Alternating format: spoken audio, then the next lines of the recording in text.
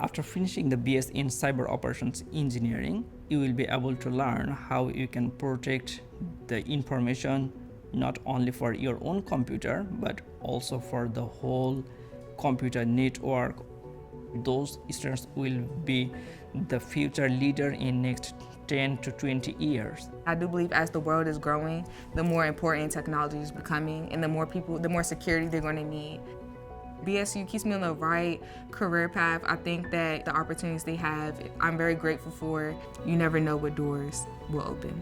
Students can get the jobs in many different sectors, including cybersecurity analyst, cybersecurity engineer, cloud engineer, and in many kind of security related fields that are needed for the government to sustain.